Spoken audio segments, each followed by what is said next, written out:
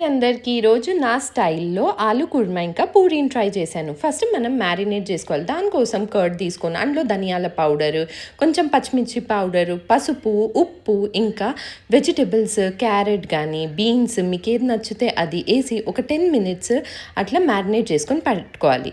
ఒక కడాయిలో ఆయిల్ తీసుకొని అందులో కొంచెం జీరా యాడ్ చేసి అందులో ఆనియన్స్ మనం డీప్ బ్రౌన్ ఫ్రై అయ్యే వరకు వేయించి ఆ తర్వాత పచ్చిమిర్చి, అల్లం వెల్లుల్లిపాయ పేస్ట్ వేసి కొంచెంసేపు పెట్టాలి. ఆ తర్వాత మనం అందులో కొబ్బరి, గసగసాలు ఇంకా పచ్చిమిర్చి పేస్ట్ని యాడ్ చేయాలి.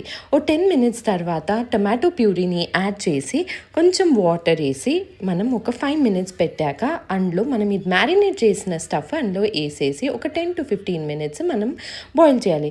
మీద నుంచి కొత్తిమీర గార్నిషింగ్ చేస్తే ఇది టేస్టీగా ఆలు కుర్మా రెడీ వేడి వేడి పూరీలతో. మీరు కూడా ట్రై చేసి చూడండి.